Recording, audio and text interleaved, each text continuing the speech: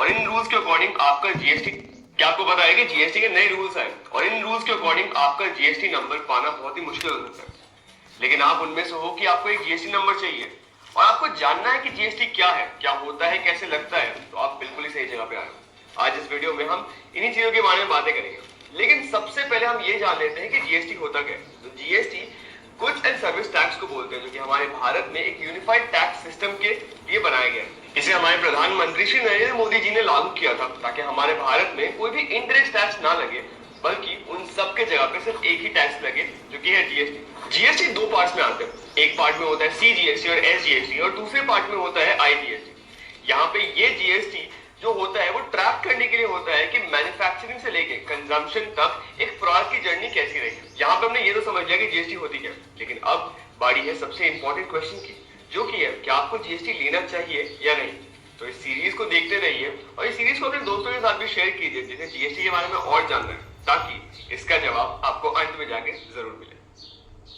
अगर आप मार्केट में कोई भी गुड्स प्रोवाइड करते हो, यानी कि सामान बेचते हो, तो आपकी सेल अगर और जब भी 40 लाख के ऊपर हो जाती है तो आपको एक जीएसटी नंबर लेना बहुत ही जरूरी हो जाता है। वहीं पे अगर आप एक सर्विस सेक्टर में हो और लोगों को सर्विस प्रोवाइड करते हो, तो यहाँ पे आपकी सेल जैसे ही 20 लाख से ऊपर जाएगी तो वैसे ही आपको अपना जीएसटी नंबर लेना बहुत ही जरूरी हो जाएगा। ये मान लो अगर आपको अपना सामान एक स्टेट से दूसरे स्टेट में बेचना है, तो यहाँ पे भी जीएसटी नंबर बहुत ही इंपॉर्टेंट रहता है। और यहाँ पे हम ये नहीं देखेंगे कि आपकी सेल कितनी ज्यादा है। मान लीजिए मैं एक फर्नीचर का बिजनेसमैन हूँ और मैं दिल्ली से ऑपरेट करता हूँ, लेकिन हर महीने मेरा सामान गुजरात, राजस्थान, कर्नाटका और अलग अलग स्टेट्स में जाता है, तो यहाँ पे मेरा जीएसटी नंबर लेना बहुत ही इंपॉर्टेंट हो जाएगा। उसी तरह अगर मुझे कोई भी सामान ऑनलाइन भी बेचना है अलग अलग प्लेटफॉर्म पे, जैसे कि अमेजॉन, मिंत्रा, फ्लिपकार्ट या फिर खुद के अपने वेबसाइट पे, तब भी मुझे जीएसटी नंबर लेना बहुत ज्यादा जरूरी है। तो इन दोनों चीजों से हमने ये सीखा कि ये जरूरी नहीं है कि आपकी सेल्स कितनी भी हो, अगर आपको अपना बिजनेस बढ़ाना है, अलग अलग स्टेट्स या कंट्रीज में लाना है, आपका बिजनेस ऑनलाइन लाना है, तो आपको एक जीएसटी नंबर की सख्त जरूरत है। अब जीएसटी नंबर सिर्फ लॉ को फॉलो करने के लिए नहीं है, यहाँ पे आप अपने खुद के फायदे के लिए भी जीएसटी नंबर यूज कर सकते हैं। जीएसटी नंबर से आपको टैक्स क्रेडिट मिलता है, जिससे आपकी टैक्स लायबिलिटी ओवरऑल बहुत कम हो जाती है। फॉर एग्जाम्पल, अगर आपको कोई भी ऐसा सामान लेना है जो बहुत ही महंगा है, तो आप उसे अपने जीएसटी नंबर पे ले सकते हैं, जिससे कि उस पे दिया हुआ जो जीएसटी है वो आपके जीएसटी से माइनस हो जाएगा। और इसके साथ साथ आप इस बात का भी ध्यान रखिए कि अगर आपके पास जीएसटी नंबर है तो आपके लिए आपके बिजनेस को एक्सपैंड करना बहुत ही ईजी हो जाता है। एक बिजनेस को एक्सपैंड करने में बहुत सारी परमिशन की रिक्वायरमेंट होती है, जो कि आपको इजीली मिल जाएगी अगर आपके पास एक जीएसटी नंबर है, जिससे कि आप आसानी से अलग अलग स्टेट्स में एक्सपैंड कर पाएंगे और अपना बिजनेस और बढ़ा पाएंगे। तो चलिए अब बात करते हैं उन जरूरी डॉक्यूमेंट्स की जो आपको जरूरत पड़ेंगे एक जीएसटी नंबर लेने के लिए। तो पहला डॉक्यूमेंट आ जाता है हमारा पैन कार्ड, दूसरा हमारा आधार कार्ड, तीसरा है हमारा फोन नंबर, चौथा है हमारा ईमेल एड्रेस, पांचवा आता है पासपोर्ट साइज फोटो, छठवा आता है बिजनेस का नाम और बिजनेस का एड्रेस, सेवेंथ आता है उस जगह का एड्रेस बुक जहां पे आप बिजनेस करना चाहते हैं, और एट और मोस्ट इंपॉर्टेंट आता है आपके बिजनेस का एचएसएन या फिर एसएससी कोड, जिससे ये पता चलता है कि आपका बिजनेस कौन सी कैटेगरी में आता है। अगर आपके पास ये सारे डॉक्यूमेंट्स हैं तो आपका जीएसटी नंबर लेना बहुत ही इजी हो जाएगा। ये ध्यान रखिएगा कि जीएसटी नंबर लेने के लिए आपको किसी को भी कोई पेमेंट करने की जरूरत नहीं होती है। ये गवर्नमेंट के द्वारा प्रोवाइड की हुई एक फ्री सर्विस है, जिसे आप खुद अवेल कर सकते हैं gst.gov.in पे जाके। जैसे आप इस वेबसाइट के अंदर जाएंगे, आपको एक सर्विसेज का टैब दिखेगा, वहां सर्विस का टैब क्लिक करके आप जीएसटी रजिस्ट्रेशन पे क्लिक कीजिए और वहां पे अपनी सारी डिटेल्स फिल कर दीजिए।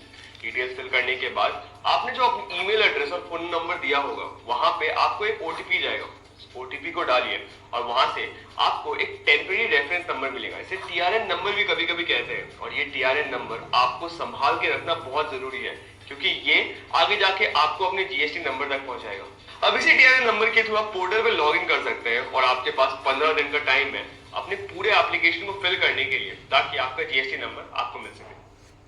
एक बड़ी इंटरेस्टिंग सी चीज जो आप जीएसटी के साइट पे जा सकते हैं वो ये है कि आप अपने आस पड़ोस के बड़े बिजनेस के पास जा सकते हैं और वहां पे उनका जीएसटी नंबर इनके साइट पे डाल के ये चेक कर सकते हैं कि ये जीएसटी नंबर रजिस्टर्ड है भी या नहीं। आप जीएसटी के डैशबोर्ड पर सर्च टैक्स पेयर पे जाके जीएसटी नंबर डाल के बहुत सारी डिटेल्स एक बिजनेस के बारे में पता कर सकते हैं। इसमें इंक्लूडिंग है बिजनेस का नाम, उसका डेट ऑफ रजिस्ट्रेशन और उस बिजनेस का ऑफिशियल एड्रेस क्या है। आप ये भी पता लगा सकते हैं कि क्या वो बिजनेस अभी करेंटली एक्टिव है भी या नहीं। आज के टाइम में सैकड़ों ऐसे फेक जीएसटी नंबर वाले स्कैम्स चले आ रहे हैं जो कि आम आदमी को लूटने के लिए होते हैं। जैसे कि जो सबसे पहला और तो मोस्ट कॉमन है वो ये है कि एक बिल या रिसीट पे फेक जीएसटी नंबर डालना। आप किसी भी होटल या फिर रेस्टोरेंट में खाने जाते हैं तो जब आपको बिल मिलता है तो वहां पे आप आपको एक जीएसटी नंबर शो होता है।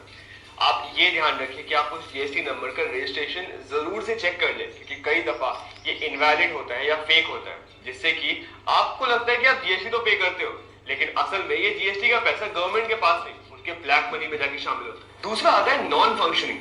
कई सारे बिजनेस ऐसे भी होते हैं जिन्होंने अपने रजिस्ट्रेशन जीएसटी में करवा के तो रखी है, लेकिन यहाँ पे वो उसे रिन्यू या अपडेट नहीं कराते, जिससे कि ये होता है कि उनका जीएसटी नंबर एक्सपायर हो जाता है, लेकिन वो यही जीएसटी नंबर कई साल तक यूज करते रहते हैं, लेकिन यहाँ पे एक कस्टमर गुमराह होता है, तो इससे भी आपको बच के रहना बहुत जरूरी है। तीसरा आता है जब एक नॉन रजिस्टर्ड बिजनेस एक लीगली रजिस्टर्ड जीएसटी बिजनेस का जीएसटी नंबर कॉपी करता है। हम आए दिन ऐसे बहुत सारे खर्चे करते हैं जिसमें कुछ छोटे खर्चे रहते हैं और कुछ बड़े खर्चे, लेकिन यहाँ पे हमें एक हैबिट डाल लेनी चाहिए कि जब भी हम कोई भी एक बड़ा खर्च करेंगे और वहां पे हम जीएसटी पे करेंगे, तो हमें ये ध्यान रखना जरूरी है कि हम उस जीएसटी को क्रॉस चेक कर ले कि वो जीएसटी सही में रजिस्टर्ड है भी या नहीं है। तो आप इन 3 पॉइंट्स का जरूर से ध्यान रखना जब भी आप बाहर जाओ कोई भी गुड्स या सर्विस खरीदने के लिए, ताकि आप किसी भी स्कैम का हिस्सा ना बनो। नेक्स्ट वीडियो में मैं आपको बताऊंगा कि जीएसटी के ऐसे कौन से एडवांटेजेस हैं जिसका पता रहना आपको बहुत जरूरी है। तो चलिए अपना नेक्स्ट वीडियो देखते हैं।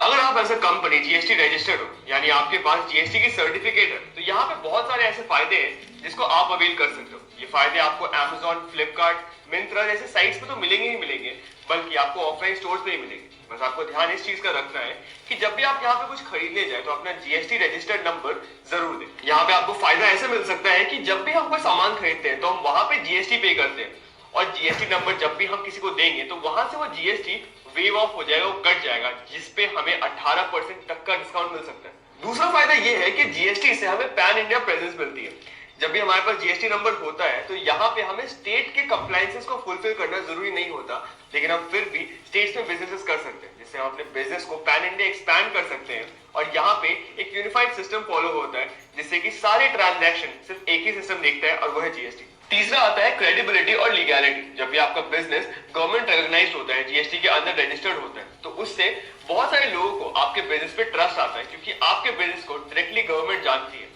तो इससे उन्हें आश्वासन रहता है कि आप कभी उन्हें स्कैम करके नहीं जाओगे और आपका बिजनेस हमेशा वहीं पे रहेगा, जिससे कि वो आपसे खरीदारी और करेंगे। इससे किसी और के साथ काम करने की अपॉर्चुनिटी तो मिलती ही मिलती है, लेकिन साथ ही साथ आप अपना बिजनेस और भी ज्यादा बढ़ा सकते हो। और चौथा आता है एक्सेस टू बिगर मार्केट। जब भी आपकी कंपनी जीएसटी रजिस्टर्ड रहती है तो यहाँ पे आपके लिए बहुत सारी अपॉर्चुनिटीज बढ़ जाती है। यहाँ पे आप गवर्नमेंट को भी सप्लाई कर सकते हो, आप एक स्मॉल एमएसएमई से एक बड़े मल्टीनेशनल तक जा सकते हो।